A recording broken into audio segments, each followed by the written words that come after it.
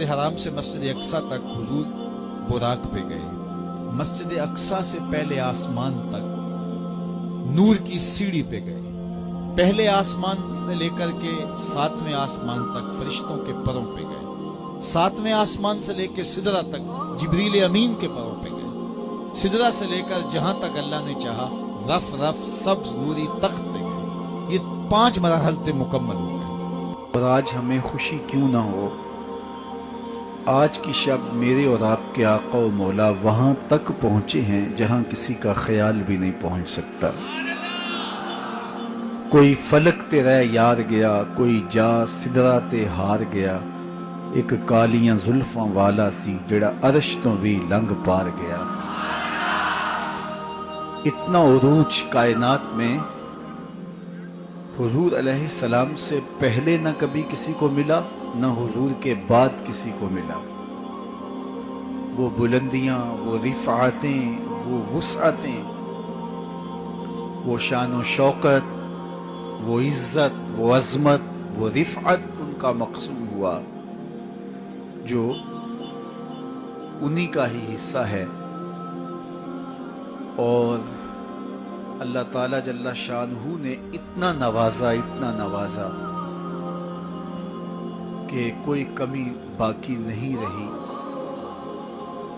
اور حضور کے صدقے سے اس امت کو بھی نواز دیا گیا، بخشش کا وعدہ دے کر اس امت کے لیے 50 نمازوں کا تحفہ دے کے، جو بعد میں سمٹ کے 5 رہ گئی، اور خواتین میں سورہ بقرہ عطا کر کے اس امت کے دردوں کا درمان کیا اور انہیں سکون اور قرار کی دولت نصیب فرمائی. کتاب رحمت قرآن مجید اس واقعہ کو بہت شان و شوکت کے ساتھ بیان کیا ہے کہ وہ ذات پاک ہے جس نے اپنے عبد خاص کو، عبد مکرم کو، رات کے مختصر حصے میں مسجد حرام سے مسجد خاص تک، مسجد اقصی تک سیر کرائی، تاکہ وہ اپنے عبد خاص کو، اپنے بندہ خاص کو اپنی قدرت کی نشانیاں دکھائے. وہ مسجد اقصی جس کے اطراف میں رحمتیں برستی ہیں، انوار اترتے ہیں اور برکات کا نزول ہوتا ہے. اور پھر مسجد اقصی سے لے کر آسمان تک، اور آسمان سے سدرہ تک، اور سدرہ سے جہاں تک میرے رب نے چاہا اپنے محبوب کو سیر کرائی اور قدرت کے نشانات دکھائے. جنت کی سیر کروائی، حضور نے دوزخ کا ملاحظہ کیا، مسجد اقصی میں نبیوں کی امامت کروائی، بیت المعمور میں اللہ کے محبوب کی جلوہ گری ہوئی، انبیاء علیہم السلام سے ملاقاتیں ہوئی، اور سب سے بڑھ کر اللہ نے اپنے محبوب کو اپنا دیدار عطا فرمایا.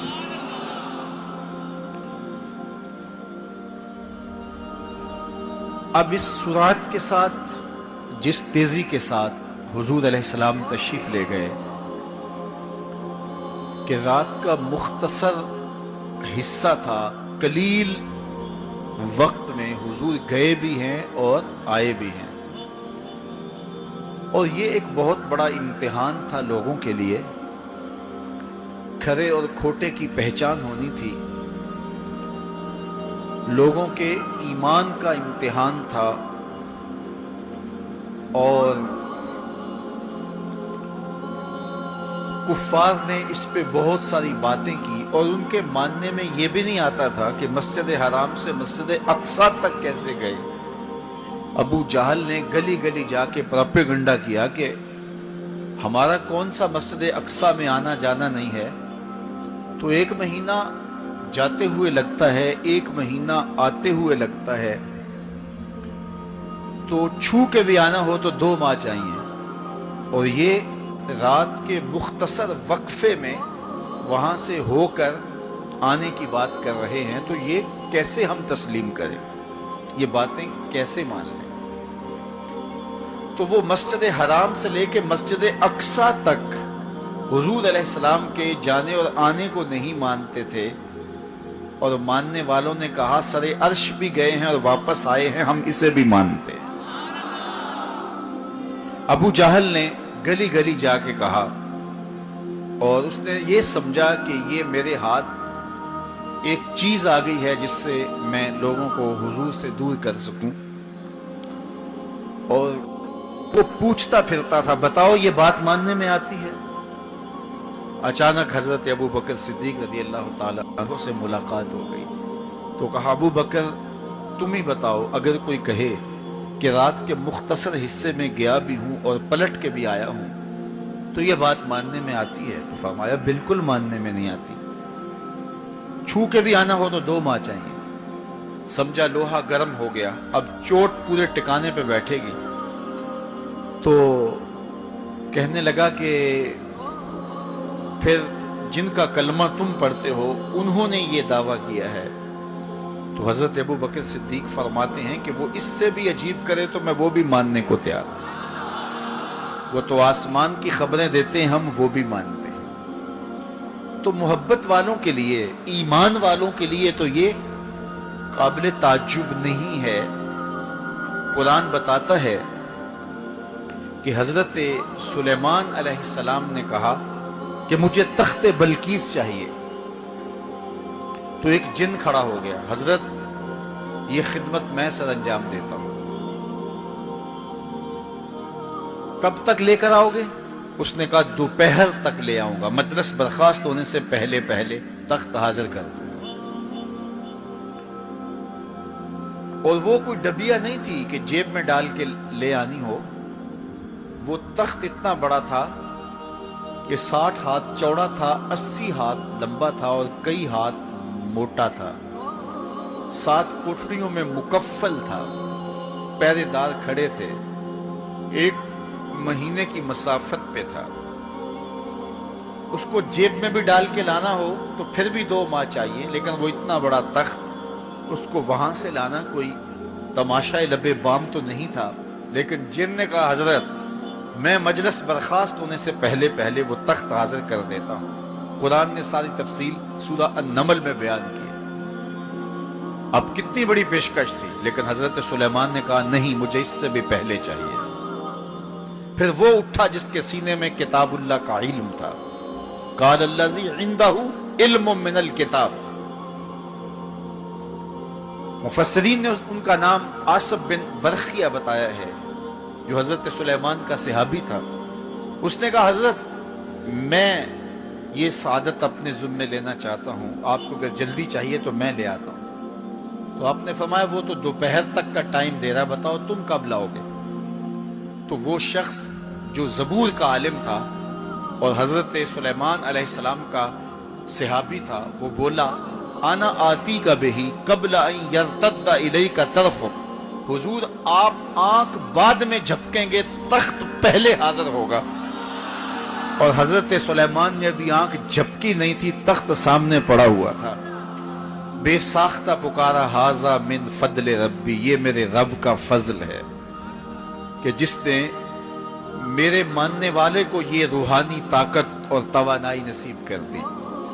میں آپ سے کہتا ہوں کہ حضرت سلیمان کے امتی کی یہ شان ہے کہ 1 مہینے کی مسافت پر پڑا ہوا تخت آنکھ جھپکنے سے پہلے حاضر کر دیتا ہے، اور خود سلیمان مقتدی بن کے مسجد اقصی میں جس امام کے پیچھے کھڑے ہوں اس امام کی شان کا عالم کیا ہوگا، ان کی رفعتوں کا عالم کیا ہوگا۔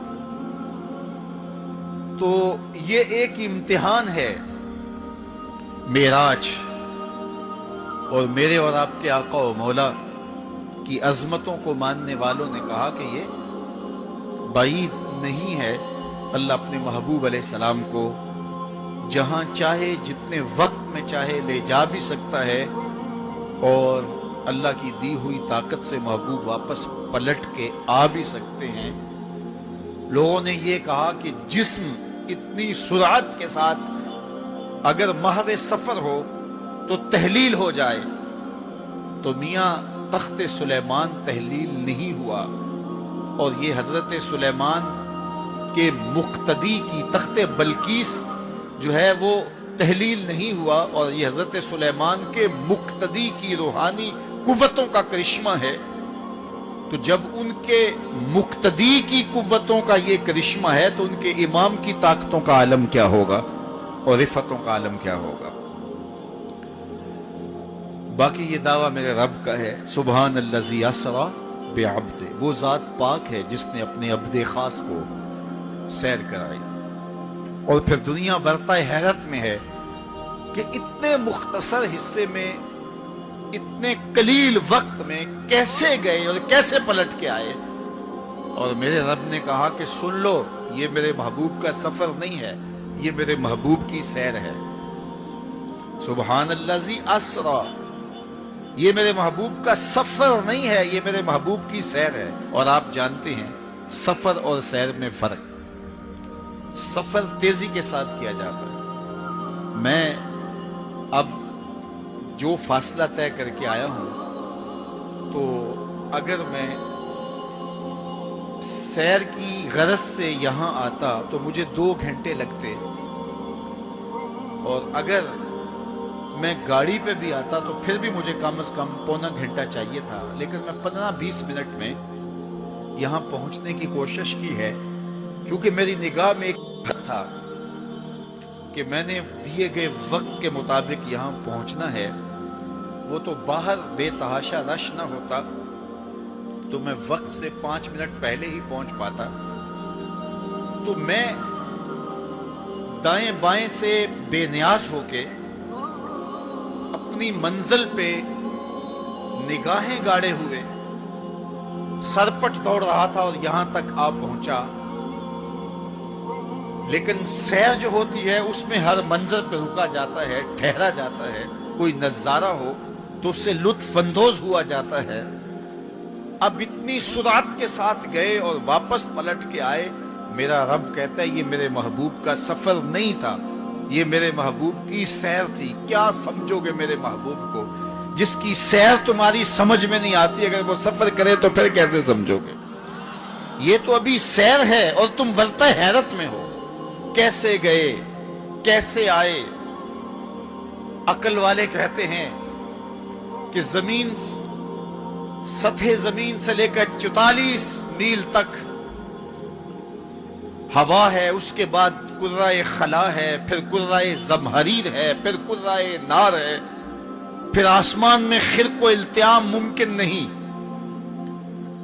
جسم کا صعود ممکن نہیں ہے، آسمان میں دروازے نہیں ہیں، آسمان ٹوٹ نہیں سکتا، پھٹ نہیں سکتا، تو کیسے کوئی آسمان سے گزر سکتا ہے؟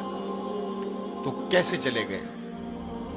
ہم کہتے ہیں کہ حضرت آدم ماں حضرت حوا کے کیسے آئے؟ یہ رکاوٹیں ان کے راستے میں بھی تو تھیں۔ حضرت عیسیٰ علیہ السلام کے بارے میں ہمارا عقیدہ ہے کہ وہ پھانسی نہیں دیے گئے، سولی نہیں چڑھائے گئے، بلکہ اللہ نے ان کو آسمان پہ اٹھا لیا۔ تو یہ رکاوٹیں تو ان کے راستے میں بھی آئی ہوں گی، تو وہ کیسے چلے گئے؟ جب حضرت عیسیٰ جا سکتے ہیں، حضرت آدم آ سکتے ہیں، تو میرا نبی جا بھی سکتا ہے، میرا نبی آ بھی سکتا ہے۔ فرق یہ ہے ابھی تک جو گیا ہے پلٹ کے آیا نہیں، جو آیا ہے ابھی تک پلٹ کے گیا نہیں۔ میرے نبی گئے بھی ہیں، میرے نبی آئے بھی۔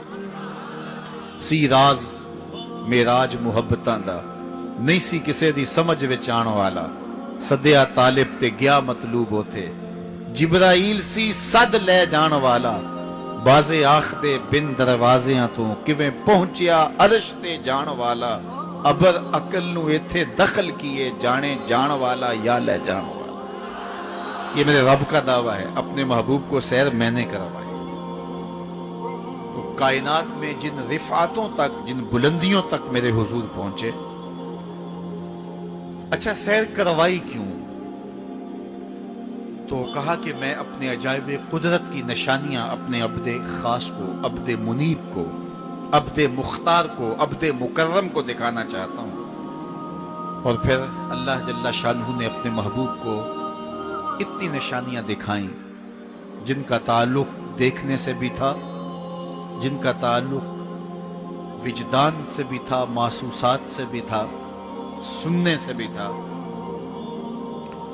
कभी हुजूर अलैहिस्सलातु वस्सलाम जन्नत की खुशबू सूंघते हैं, नज़ारों की वादी देखते हैं और जन्नत के महल्लात को हुजूर मुलाहजा फरमाते हैं, और कभी दोज़ख के अंदर अजाबों में मुब्तला लोगों को हुजूर अलैहिस्सलातु वस्सलाम देखते हैं, और फिर अपनी उम्मत को बयान भी फरमाया ताकि वो उन आमाले बद से बच जाएं जो जहन्नम में ले जाने का सबब और जरिया है। आज की शबे खास में मैं और आप अपनी जिंदगियों पे गौर करें और हुजूर अलैहिस्सलाम ने वो जो हमें खबरें दी हैं उनको देखें, और कोई ऐसी कोताही कहीं हमारे आमाल में तो नहीं है, अगर है तो उसको अपने से दूर करके एक नई जिंदगी का आज से आगाज करें। हुजूर अलैहिस्सलातु वस्सलाम ने फरमाया कि मैंने कुछ लोगों को देखा कि पत्थरों से उनके सर कुचले जा रहे हैं, और पत्थरों से कुचलने की वजह से उन लोगों के सर कीमे की तरह हो जाते, कूट दिए जाते हैं पत्थरों से, लेकिन थोड़ी देर के बाद फिर सही हो जाते हैं, लेकिन फिर दोबारा उनके सर कुचले जाते। तो मैंने पूछा, जिब्रील ये कौन लोग हैं? तो कहा कि ये वो लोग हैं कि जिनके सर नमाज की वजह से बोझल रहे थे, नमाज जिनको बड़ी भारी लगती थी। कई लोगों को नमाज का कहें तो वो 100 बहाने करते हैं, और एक बहाना तो हर बेनमाजी करता है, मेरे कपड़े पाक नहीं है। मेरे वालिद गिरामी फरमाया करते थे, तेरे कपड़े कैसे पाक हो सकते हैं जब तू अल्लाह के हुजूर झुकना नहीं जानता। जब उसके हुजूर झुकना सीख जाएगा, तेरा लिबास भी पाक हो जाएगा, तेरा बदन भी पाक हो जाएगा, तेरा तन भी पाक हो जाएगा, तेरा मन भी पाक हो जाएगा। तो 100 बहाने तो इनके सर नमाज की वजह से बोझल हो जाते, अजान की आवाज सुनते और फिर दोबारा सरहाने पे सर डाल देते और उठने की हिम्मत ना पड़ती। हय्या अलस सलाह हय्या अलल फलाह की दिल फरेब सदाएं कानों में पड़ती। तो इनके सर नमाज की वजह से बोझल होते थे, और आज इनके सर पत्थरों से कूटे जा रहे हैं। इस पूरे इज्तिमा में जो इस ग्राउंड के किनारों तक है और बाहर गली में भी इस लाउड स्पीकर के जरिए से, बाजार में भी, सड़क पर भी आवाजें पहुंच रही होंगी। तो आप सब और मैं गौर करें कि हमारी जिंदगी में कहीं नमाज से कोताही तो नहीं है। और ये भी सुन लीजिए कि ये मेराज का तोहफा खास है जो हुजूर लेकर आए। मेराज की शब जब हुजूर वहां पहुंचे, जब किसी का तसव्वुर भी नहीं पहुंच सकता, तो अल्लाह ने अपने महबूब अलैहिस्सलाम को जो अता किया उसमें खवाती में सूरा बकरा थी। सूरा बकरा की आखिरी आयात अता की गई। उम्मत के साथ बख्शिश का वादा किया गया अगर वो शिरक नहीं करती, और जो सबसे अहम शय वो ये कि 50 नमाजों का तोहफा दिया गया। आका करीम अलैहिस्सलाम 50 नमाजों का हदिया और तोहफा लेकर के वापस पलटे। छठे आसमान पे हजरत मूसा अलैहिस्सलाम से मुलाकात हुई और उन्होंने कहा कि मैं बनी इसराइल का तजुर्बा रखता हूं, और उम्मतों का गहरा तजुर्बा रखने की वजह से मैं आपसे अर्ज करता हूं कि आप अल्लाह की बारगाह में जाइए और नमाजों में तखफीफ की दरखास्त पेश कीजिए। ये 50 नमाजें नहीं पढ़ पाएंगे। तो हजरत मूसा अलैहिस्सलाम के कहने पे हुजूर दोबारा बारगाह इज़्ज़ी में हाजिर हुए और अर्ज की, तो 5 नमाजों की रुखसत हो गई, 45 रह गई। तो वापस पलटे तो हजरत मूसा अलैहिस्सलाम ने फिर कहा कि ये 45 भी नहीं पढ़ सकेंगे, आप अल्लाह की बारगाह में दोबारा तखफीफ की दरखास्त पेश कीजिए। तो हुजूर दोबारा जाते, फिर आए, फिर उन्होंने कहा, 9 मरतबा वापस भेजा और 50 से 5 नमाजें रह गई। जब 5 नमाजें लेके हुजूर वापस आ रहे थे तो हजरत मूसा फिर मिले और उन्होंने एक बार फिर कहा, एक बार और जाइए। अब आदत बारी क्या है, हर बार दरखास्त करने से 5 नमाजों की रुखसत मिलती है, अब रह ही 5 गई हैं। तो आदत बारी के मुताबिक अब ये 5 भी माफ हो जाएंगी। तो हुजूर ने फरमाया, मुझे रब से शर्म आती, रब से हया आती। امت سے توقع کی کہ یہ امت اتنی نکمی تو نہیں ہے کہ 5 نمازیں بھی نہ پڑھے. تو میرے اور آپ سے یہ ہمارے آقا و مولا کی توقع تھی کہ ہم 5 نمازیں ادا کریں، اور یہ 5 نمازیں ہمیں ثواب 50 کا ہی عطا کریں گے. لا تبدیل لکلمات اللہ، اللہ کی باتیں تبدیل نہیں ہوتی. بظاہر یہاں 9 مرتبہ تبدیلی آئی ہے، لیکن اللہ نے ایک ضابطہ دیا، من جاء بالحسنۃ فلہ عشر امثالھا، جو ایک نیکی کرے 10 کا ثواب دیتا ہوں، پڑھو گے 5 ثواب 50 کا ہی عطا کروں گا، چونکہ اللہ کی باتیں تبدیل نہیں ہوتی. تو یہ 5 نمازیں تحفہ معراج ہیں جو حضور لے کر کے آئے ہیں.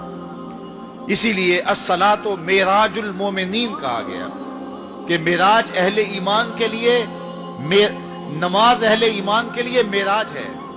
حضور کا معراج تو یہ کہ رخ مالک سے پردے اٹھے اور دیدار الہی کیا، اور وہاں تک پہنچے جہاں کسی کا تصور بھی نہیں پہنچ سکتا.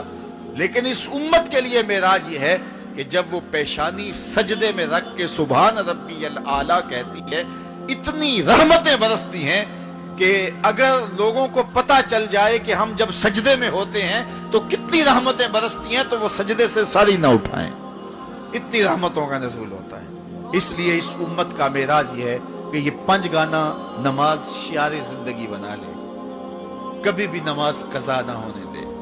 اپنی زندگی میں نمازوں کو اس طرح شامل کرے کہ نماز کا وقت آئے تو بے چینی ہو کہ نماز کی ادائیگی ہو، اور ایک نماز کے بعد دوسری نماز کا انتظار کرنے لگ جائیں. میرے اور آپ کے آقا و مولا نے فرمایا، مجھے تمہاری دنیا سے صرف 3 چیزیں پسند ہیں. حبب الیہ من دنیاکم ثلاث، تمہاری دنیا سے صرف 3 چیزیں پسند ہیں: خوشبو، پاکیزہ عورتیں، اور میری آنکھوں کی ٹھنڈک نماز میں رکھی گئی. حضور نماز کو آنکھوں کی ٹھنڈک قرار دیں، اور فرمایا بلال حبشی کو جب اذان کے لیے کہتے تو یہ فرماتے، ارحنا یا بلال، بلال اٹھو اور ہمارے سینے کو راحت پہنچا دو. تو نماز سے حضور کے قلب کو، حضور کے سینے کو راحت پہنچتی تھی. میں اور آپ جتنے لوگ یہاں آئے ہیں، اور جس ہجوم کے ساتھ، جس شوق کے ساتھ، جس ولولے کے ساتھ اور جس محبت کے ساتھ آئے ہیں، یقیناً آپ اور میں حضور کو راضی کرنے آئے ہیں، اپنے رب کو راضی کرنے آئے ہیں، آقائے دو عالم کی رضا کے حصول کے لیے ہم آئے ہیں. تو حضور کی رضا کے طالب بن کے آج کے اس اجتماع میں آنے والوں، اگر تم چاہتے ہو کہ حضور ہم سے راضی ہو جائیں، تو اگر بدقسمتی سے کوئی بے نمازی ہے تو آج عزم کر کے جائے کہ آج کے بعد نماز نہیں چھوڑوں گا، اللہ کے رسول راضی ہو جائیں گے انشاءاللہ. کیونکہ حضور نے نماز کو اپنی آنکھوں کی ٹھنڈک قرار دیا ہے، اپنے دل کا قرار نماز کو قرار دیا. ارحنا یا بلال، بلال ہمیں راحت پہنچا دو اذان دے کے. تو یہ حضور کے لیے راحت کا سبب تھا. تو 5 گانا نماز شعار زندگی رکھیں، اور جنہیں نماز نصیب ہے وہ یہ سمجھیں کہ نماز معراج المومنین ہے، تو پھر ہمیں سجدے میں اس کی لذت کیوں نصیب نہیں ہوتی. تو وہ اپنے خیالات کو قابو میں کریں، اپنی نماز میں یکسو ہو جائیں. پڑے سجدے میں ہوں اور کھڑے دکان پہ ہوں تو پھر سجدہ سرور بخش نہیں ہوگا، پھر قیام لذت آفری نہیں ہوگا. تو اپنی نماز کو اس قدر یکسو کر لو کہ جب تم سجدے میں ہو، قیام میں ہو، رکوع میں ہو، تو سجدے، قیام اور رکوع کی لذت تمہیں حاصل ہو رہی ہو، تو پھر معراج کی لذتیں تمہیں نماز میں نصیب ہوں گی اور قرار نصیب ہوگا. تو کہا میں نے کچھ لوگوں کو دیکھا کہ ان کے سر کوٹے جا رہے ہیں، اور میں نے پوچھا یہ کون لوگ ہیں؟ تو کہا یہ وہ لوگ ہیں کہ جو نماز نہیں پڑھا کرتے تھے، جن کے سر نماز سے بوجھل رہتے تھے. پھر کچھ لوگوں کو دیکھا معراج کی شب، فرماتے ہیں کہ ان کے آگے اور پیچھے چیتھڑے بندھے ہوئے، اور وہ کانٹے دار جھاڑیاں تھوہر کھا رہے ہیں، کڑوی جھاڑیاں کھا رہے ہیں، اور گرم پتھر چاٹ رہے ہیں اور کھا رہے ہیں. تو میں نے پوچھا کہ یہ کون بد نصیب لوگ ہیں؟ تو کہا یہ وہ لوگ ہیں جو اپنے مال کا صدقہ نہیں دیا کرتے تھے، مال کی زکوٰۃ نہ ادا کرنے والے، سخت عذاب میں مبتلا ہوں گے اور اللہ کے قہر و غضب کا شکار ہوں گے۔ اور پھر فرمایا میں نے ایسے لوگوں کو بھی دیکھا کہ جن کے سامنے انواع و اقسام کے کھانے پڑے ہوئے ہیں، ہنڈیا کے اندر اچھے تازہ اور خوشبودار معقولات موجود ہیں، لیکن وہ ان کو نہیں لے رہے، بلکہ بدبودار سڑا ہوا گوشت کہیں پڑا ہے اور وہ اس کو اٹھا اٹھا کے کھا رہے ہیں۔ تو مجھے حیرت ہوئی، تو میں نے جبریل سے پوچھا کہ یہ کون بد نصیب لوگ ہیں کہ ان کے سامنے بھنا ہوا تازہ گوشت موجود ہے، خوشبودار گوشت موجود ہے، لیکن یہ اس بدبودار متعفن میں ہاتھ مار رہے ہیں۔ تو کہا یہ آپ کی امت کے وہ بد نصیب لوگ ہیں کہ جن کو پاک طاہر اور پاکیزہ بیویاں میسر تھی، لیکن اس کے باوجود وہ ناپاک عورتوں کے بستروں پہ راتیں بسر کرتے تھے۔ دور موجود کے اندر برائی اور بدی تیزی کے ساتھ پھیلتی چلی جا رہی ہے، اور جدید ذرائع ابلاغ نے، جس میں سوشل میڈیا پیش ہے، آنکھوں سے حیا تو چھین ہی لیا ہے، خیالوں کی پاکیزگی تو چھین ہی لی ہے، عصمت کے جوہر پر اتنی تیزی سے یہ آلات حملہ آور ہیں کہ اپنی نئی نسلوں کو بچانا اور ان کی حفاظت کرنا بہت ضروری ہو گیا ہے۔ میری اور آپ کی ذمہ داری ہے کہ ہم اپنی اولادوں پر گہری نظر رکھیں اور ان کی حفاظت کریں، چونکہ اگر عصمت کا جوہر محفوظ نہ رہا تو پھر پلے کچھ بھی نہیں رہا، اگر آبرو سلامت نہیں رہی تو پھر پلے کچھ بھی نہیں رہا۔ قیامت کے دن ان لوگوں کو اس صورت کے اندر لایا جائے گا کہ وہ یہ غلیظ کھانے کھا رہے ہوں گے، اور ذلت اور رسوائی کی وہ زندگی ان کو سہنا پڑے گی، اور اللہ کے قہر و غضب کا شکار ہونا پڑے گا۔ اپنی خلوت کو اور اپنی جلوت کو پاکیزہ رکھنے کی کوشش کرو، اور اللہ کی رضا اپنا مقصود زندگی بنا لو۔ وہ آنکھ جو غیر محرم کو شہوت کی نظر سے دیکھتی ہے، قیامت کے دن جہنم کی آگ سے بھر دی جائے۔ اپنے خیالوں کو بھی پاکیزہ کرو، اپنی سوچوں کو بھی پاکیزہ کرو، اور اپنی زندگی کی ایک ایک ساعت کو اپنے مالک کے حضور پیش کرو، اور اللہ سے توفیق مانگو خیر کی اور برکت اور رحمت کی۔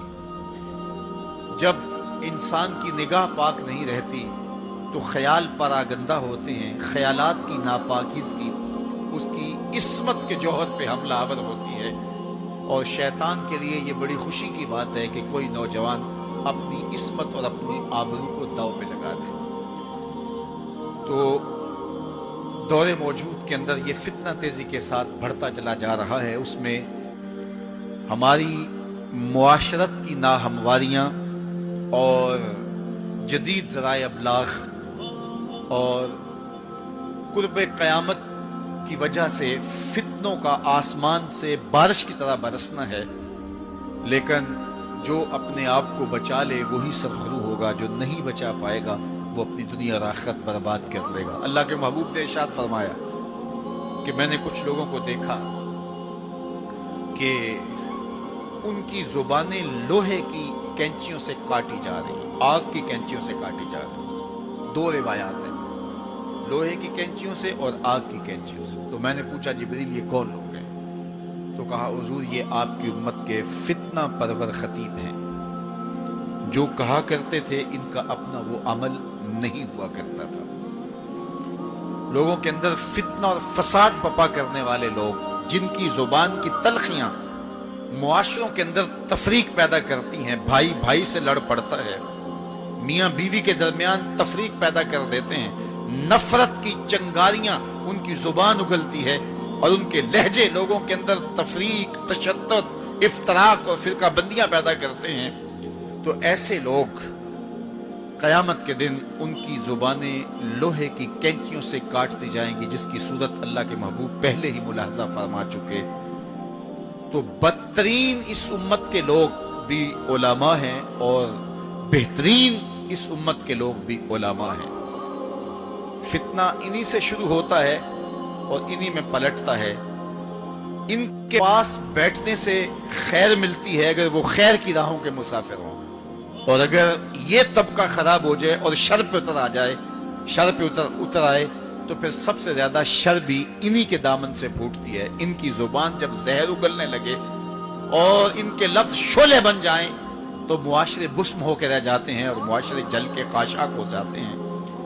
اس لیے خاص طور پہ اس طبقے کو اپنا ہمیشہ محاسبہ کرنے کی ضرورت ہے کہ ہمارے عمل سے، ہمارے رویے سے، طرز زندگی سے، ہماری گفتگو سے، ہمارے کسی لہجے سے کسی کے لیے تفریق، تشدد، افتراق اور لڑائی پیدا نہ ہو۔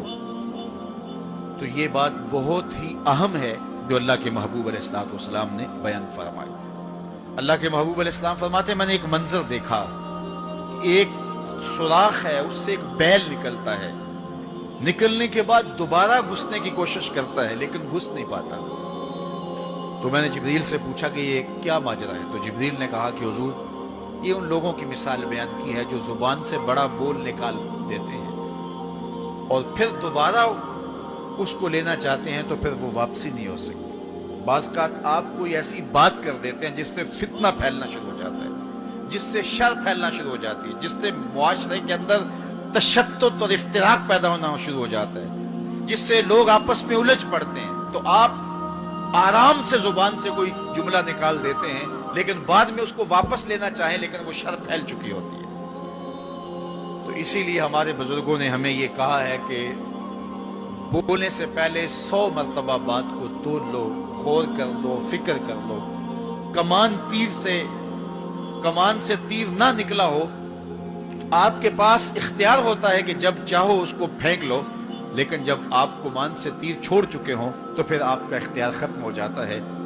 پھر وہ زخمی کرے، کسی کی موت کا سبب بنے یا وہ تیر ضائع چلا جائے، پھر تمہارا اختیار نہیں ہوتا۔ تو بولنے سے قبل ضرور سوچو کہ میری زبان سے نکلا ہوا کوئی جملہ اس معاشرے پر کیا اثر پیدا کرے گا، اور جب زبان سے جملہ نکل گیا تو پھر آپ کے اختیار میں نہیں ہے۔ تو یہ بہت ضروری ہے۔ اس وقت ہر بندہ جو زبان میں آئے بول دیتا ہے، ہر بندے کو اس وقت بولنے کی جو لت ہے، اور آج کل تو وہ سوشل میڈیا کے اوپر جو من میں آیا تنہائی میں وہ لکھ دیا اور لکھ کے معاشرے کے اندر لوگوں کے اندر وہ چیز وائرل کر دی، جس طرح کی تصویر چاہا ڈال دی، لیکن پھر بعد میں وہ آپ کے اختیار میں چیز نہیں رہتی ہے۔ بلکہ اب تو اتنے بخسیس اور اتنے نیچ فطرت کے لوگ بھی سوشل میڈیا پہ بیٹھے ہوئے ہیں۔ کسی زمانے کے اندر جو گندے مزاج کے لوگ ہوتے تھے وہ واش روم کے اندر بیٹھ کر کے چھپ کے اپنے خب سے باطن کا اظہار کرتے تھے اور واش روم کی دیواروں کے اوپر جو ان کے من میں غلاظت ہوتی وہ لکھ دیا کرتے تھے۔ پبلک واش رومز کے اندر ایسے مناظر آپ نے بھی دیکھے ہوں گے کہ انسانیت کا سر شرم سے جھک جاتا ہے۔ ایسے چھوٹی سوچ کے لوگ وہاں بیٹھ کر کے جو ہے وہ لکھ دیا کرتے تھے۔ اب وہی لوگ، ان کو ایک سوشل میڈیا کا پلیٹ فارم مل گیا ہے اور وہ یہاں اپنے بند کمرے میں جو چاہیں لکھ کے اس کے اوپر ڈال دیں، اور اس کی شر اور اس کا فساد اور اس کی غلاظت، اس کی گندگی کے چھینٹے کہاں کہاں تک پہنچتے ہیں، ان کو اس سے غرض نہیں ہوتی۔ تو ایک ایک حرف جو زبان سے نکلتا ہے، تمہارا قلم سے نکلا ہوا ایک ایک جملہ، اس کا حساب ہونا ہے قیامت کے دن۔ ایک ایک چیز کے بارے میں پوچھا جائے گا۔ اور آج اگر تم سوشل میڈیا پہ کوئی بات چھوڑتے ہو یا کسی مجمع عام کے اندر کوئی بات کرتے ہو یا تنہائی کے اندر کوئی بات کرتے ہو اور پھر اس کی شر پھیلتی ہے، تو وہ شر تو پھر سفر کرتی رہے گی۔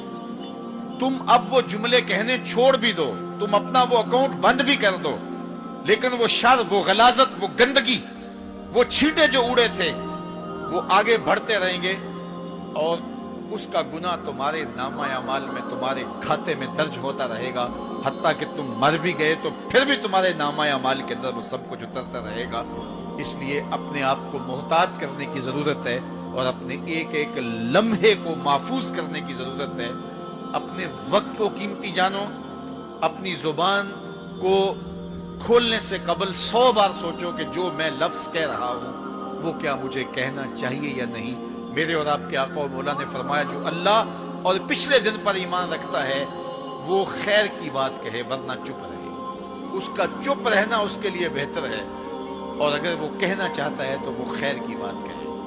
تو فرمایا میں نے وہاں بیل نکلتے ہوئے دیکھا، اور پھر دوبارہ گھسنا چاہتا ہے تو گھس نہیں پاتا، تو کہا جبریل نے کہ یہ وہ بول ہے جو زبان سے نکالا جا چکا ہے، اب دوبارہ زبان میں اس کو داخل نہیں کیا جا سکتا۔ اور مختلف صورتیں حضور نے دیکھی، لوگوں کو عذابوں کے اندر مبتلا دیکھا، لوگوں کو تکلیفوں کے اندر مبتلا دیکھا، کسی کو خون کی نہر کے اندر غوطے کھاتے دیکھا، کسی کے پیٹ کے اندر سانپ دیکھے۔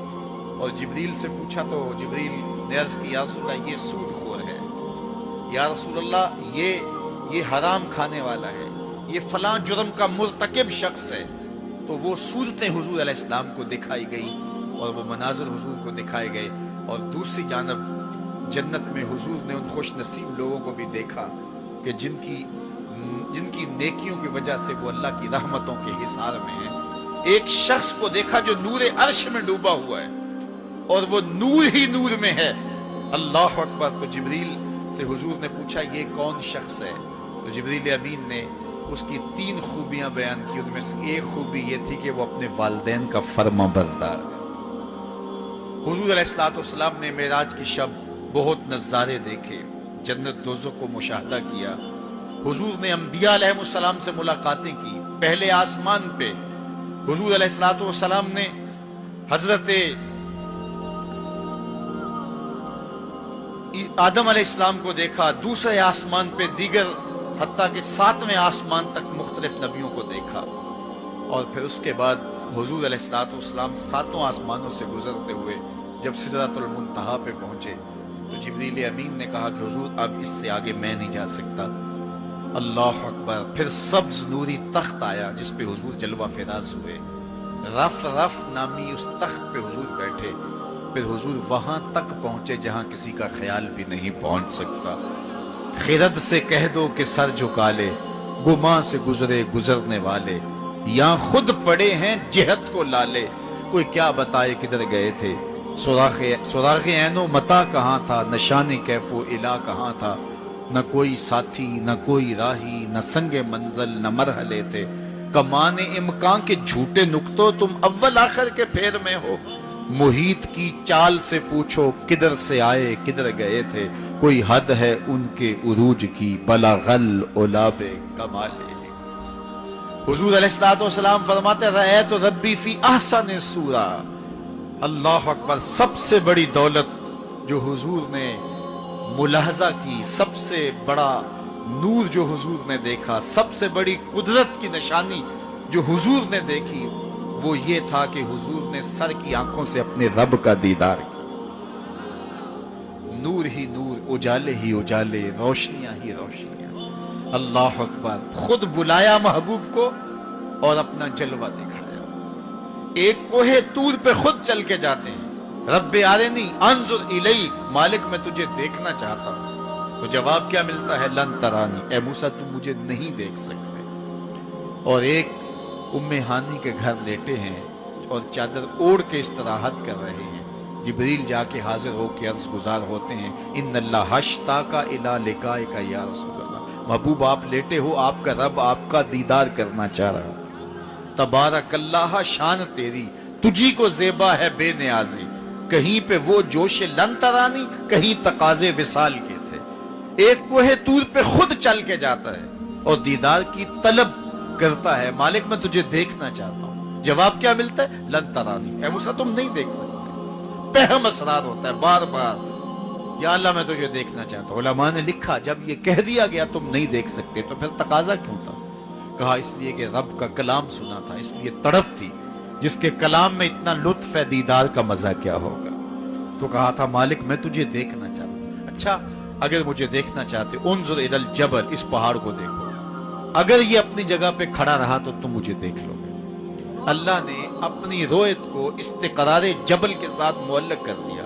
علامہ سعد الدین تفتازانی علیہ رحمہ نے شرح عقائد نصفیہ میں اس پہ گفتگو کی ہے کہ ممکن کے ساتھ معلق بھی ممکن ہوتا ہے۔ گویا اللہ کا دیدار ممکن ہے. تو اللہ تعالیٰ جل شانہ نے کہا کہ اس پہاڑ کو دیکھو، یہ اگر اپنی جگہ ٹھہرا رہا تو تم مجھے دیکھ لو گے. یہ الگ بات ہے کہ وہ پہاڑ ٹھہر نہ سکا، اللہ کے جلووں کی تاب نہ لا سکا. اللہ تعالیٰ نے اس پہاڑ پہ جب اپنی تجلی کا نزول کیا، اور وہ بھی تجلی ذاتی نہیں تھی، تجلی صفاتی، اور اس کا بھی عکس، پرتو، ظل اور سایہ اس پہاڑ پہ ڈالا، اور پہاڑ اس جلوے کی تاب نہیں لا سکا. طور جلنے لگا، خرّ موسیٰ صاعقہ قرآن بتاتا ہے. حضرت موسیٰ علیہ السلام بھی بے ہوشی کی کیفیت میں زمین پر تشریف فرما ہو گئے. اللہ اکبر.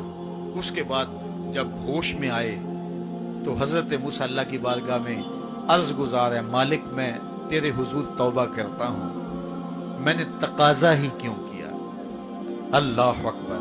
جلووں کی تاب نہیں لا سکے، اور وہ تجلی ذاتی بھی نہیں تھی، تجلی صفاتی تھی، اور وہ بھی تجلی صفاتی کا عکس تھا، سایہ تھا، اور وہ بھی پہاڑ پہ پڑا.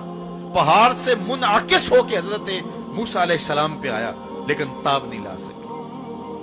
لیکن اللہ کے دیدار کا سرما تو آنکھوں میں لگ گیا تھا، ایک جھلک تو پڑی تھی. امام حلبی نے لکھا ہے کہ اس کے بعد حضرت موسیٰ کی نگاہوں کا عالم یہ تھا کہ کالی رات کے اندھیرے میں کالے پتھر پر کالے رنگ کی چیونٹی کو 9 فراسخ دور سے، ایک فرسخ 3 میل کا ہوتا ہے، 27 میل دور سے، تقریباً 50 کلومیٹر دور سے کالے رنگ کی چیونٹی کو کالے پتھر پر کالی رات کے اندھیرے میں چلتا ہوا دیکھ بھی لیتے تھے، اس کے قدموں کی آہٹ کو سن بھی لیتے تھے. یہ اللہ کا کلام سننے کی وجہ سے کانوں میں یہ سماعت آ گئی، اور اللہ کا دیدار کرنے کی وجہ سے آنکھوں میں یہ توانائی آ گئی کہ 50 کلومیٹر دور کالی رات کے اندھیرے میں، شب دیجور کی ظلمتوں میں، کالے رنگ کی چیونٹی کو چلتا ہوا دیکھتے بھی، اس کے قدموں کی سرسراہٹ کو سنتے بھی. یہ اس کی نظر کا کمال ہے جس نے تجلی صفاتی کا پرتو پہاڑ پہ پڑتے ہوئے دیکھا اور تاب نہ لا سکا، اور جو ذاتی تجلیوں میں گم رہا اور آنکھ بھی نہیں جھپکتا. اس محمد عربی کی نگاہوں کا عالم کیا ہوگا، ان کی نظروں کا عالم کیا ہوگا. اسی لیے فرمایا انی ارا ما لا ترون واسمع ما لا تسمعون. جو میں دیکھتا ہوں وہ تم نہیں دیکھتے، جو میں سنتا ہوں وہ تم نہیں سنتے. تو تجلی صفاتی کا پرتو پڑا ہو تو نظر اتنی تیز ہو جائے، اور تجلی ذاتی کا عکس جس نے دیکھا ہو، تجلی ذاتی کے جلووں میں جو گم رہا ہو، تو اس کی نگاہوں کا عالم کیا ہے. اللہ اکبر. یہاں تو خرّ موسیٰ صاعقہ ہے، وہاں کیا ما زاغ البصر وما طغى. آنکھ نہ ہی تو چندھیائی اور نہ حد ادب سے متجاوز ہوئی.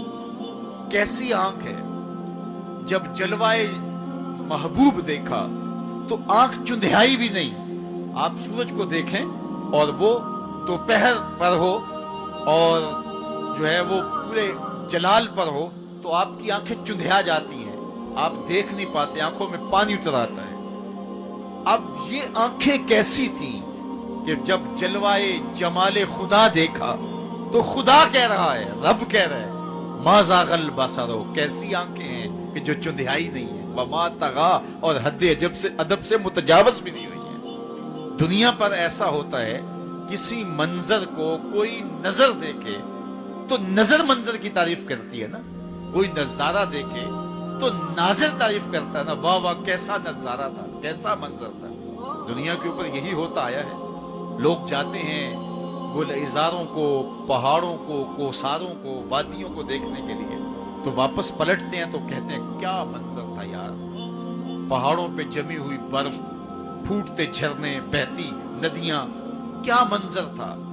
کیا خوبصورت درخت تھے، اور درختوں کے اوپر کیا قدرت کے جمال کے رنگ تھے. اقبال بھی ایک منظر دیکھ کر آئے تو واپس کسی نے پوچھا کیا دیکھا وہاں، تو انہوں نے کہا من خدا را آنجا دیدم بے حجاب. میں نے اس کے جلوے وہاں بے نقاب دیکھے. تو جب کوئی ناظر کسی منظر کو دیکھتا ہے تو ناظر منظر کی تعریف کرتا ہے کہ واہ واہ کیسا منظر تھا، آنکھوں سے ہٹتا ہی نہیں ہے.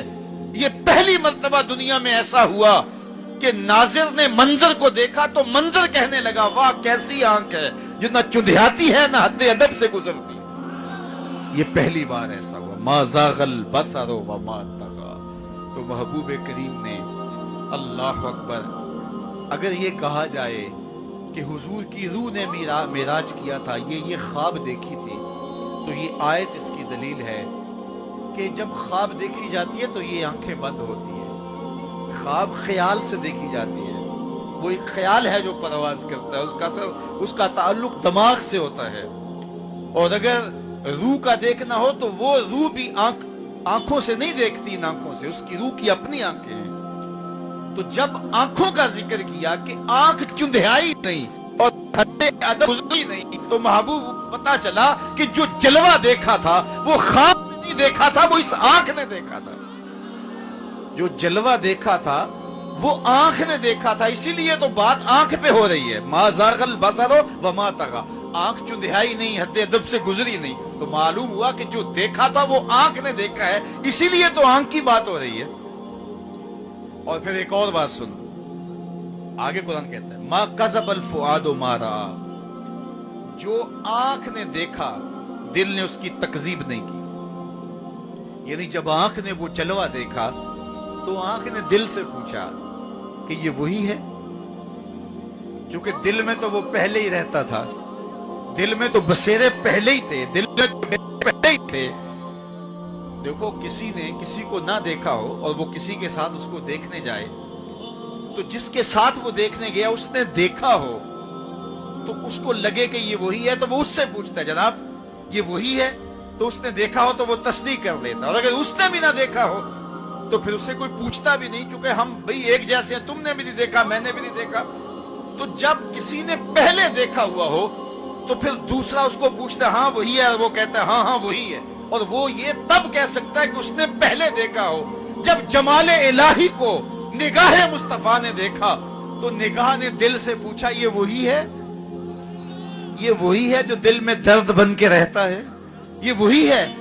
ما کذب الفؤاد ما رأى، قرآن بتاتا ہے جب آنکھ نے پوچھا نا دل سے تو دل نے تکذیب نہیں کی، دل نے کہا ہاں یہ وہی ہے۔ اب یہاں ایک جملہ کہتا ہوں اور میری تقریر یہاں اختتام کو بھی پہنچ جائے گی، تو یہ آپ کے لیے کافی کبھی غذا ہوگی اور روح کو سرشار رکھے گی، اور وہ یہ کہ جو دل میں رہتا ہو وہ آنکھوں کے سامنے آئے، اسے تو معراج کہتے ہیں۔ جو دل میں بستا ہو وہ آنکھوں کے سامنے آ جائے، اسے ہی تو معراج کہتے ہیں۔ اس لیے دل نے تو پہلے ہی دیکھا تھا، دل میں تو وہ پہلے ہی رہتا تھا۔ آج شب جو ہے وہ آنکھ نے دیکھا تو آنکھ جو ہے وہ تڑپ کے دل سے پوچھتی ہے وہی ہے، اللہ اکبر۔ تو پھر آنکھ نے جب پوچھا تو دل نے ما کذب الفؤاد، دل نے تکذیب نہیں کی بلکہ دل نے تصدیق کی۔ اللہ اکبر۔ قرآن کہتا ہے افتمارونہ علی ما یرا، تم بحث کر رہے ہو، لڑ رہے ہو، الجھ رہے ہو آپس میں اس پر کہ جو اس نے دیکھا، تم دیکھنے پہ الجھ رہے ہو۔ وَلَقَدْ رَآهُ نَزْلَةً أُخْرَى، جو پھر اس نے دو بار دیکھا۔